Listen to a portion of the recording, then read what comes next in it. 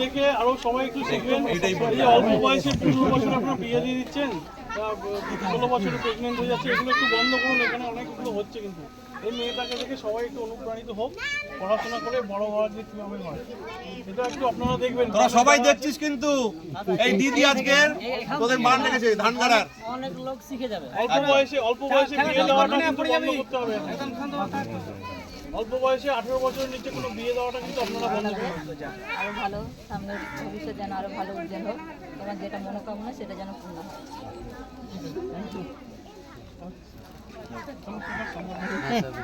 বাঘাপাড়া যাবো, ওখানে আরেকটা ছেলে আছে, ঘুরে আসেন আপনি। আমি ওটা কালকে বলার ছেলে ভালো করে পড়াশোনা করো, আমাদের চন্দ্রপাড়া বাঘাপাড়া থেকে সেটা হয়েছে।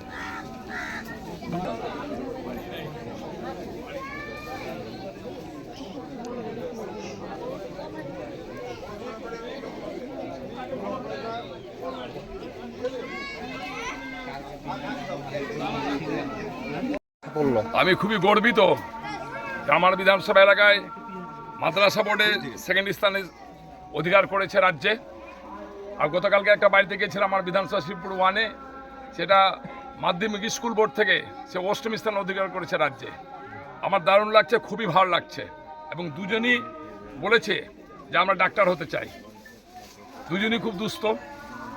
আমরা কথা দিচ্ছি, এখানে আমাদের বিডিও সাহেব, আইসি সাহেব আছেন, তারাও বলেছেন, আমি কথা দিচ্ছি যে ওর পরিবারে ওকে ডাক্তারি পড়াতে যত ধরনের সুযোগ সুবিধা আমাদের লাগবে, পরিবারটা পাশে আমি বিধায়ক হিসেবে দাঁড়াবো।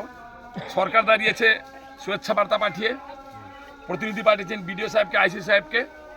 আমাদের এখানে জেলা পরিষদ আছে, প্রধান আছে, আমরা সকলে আছি। ওর বাবার কাছে আশ্বস্ত করতে চাই, আপনি পড়ান, আপনি যখন যেভাবে আমাদেরকে খুঁজবেন, আর্থিকভাবে হোক, যেভাবে হোক, আমরা আপনার মেয়ের পাশে দাঁড়াবো। আমরা ডাক্তার দেখতে চাই ওকে, ও ডাক্তার কমপ্লিট করুক, আমাদের পূর্ণ সহিতা ওর সাথে থাকবে। বলছিলাম যে বর্তমান সকলের কাছে একই বার্তা আছে। কিছুক্ষণ আগে আমাদের আইসি সাহেবও বলেছেন, বিডিও সাহেব বলেছেন, একে দেখে প্রত্যেকটা পরিবার, প্রত্যেকটা অভিভাবক, প্রত্যেকটা ছাত্রছাত্রীদের অনুকরণ করা উচিত।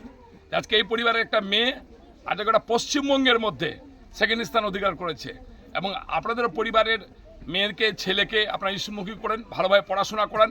বিয়ে তো দিতেই হবে, একটা সময় যখন আসবে তো ও নিজেকে তৈরি হয়ে যাবে। যদি ডাক্তার হয়ে যায়, আজকে ধানগাড়ার গর্ব হবে, ওকে ধানগাড়ার পরিষেবা প্রদান করতে পারবে, আমাদের মালদায় পরিষেবা প্রদান করতে পারবে, রাজ্যে পরিষেবা প্রদান করতে পারবে, তারপরে বিয়ে তো হবে। ফলে বিয়ের দিয়ে কেউ না ঝুঁকে ছেলে মেয়েকে মানুষ করার জন্য তাদেরকে পড়াশোনা করেন, ভালো জায়গায় পাঠান, ভালোভাবে পড়াশোনা করার এই আবেদন সর্বস্তরের মানুষের কাছে আমার থাকছে।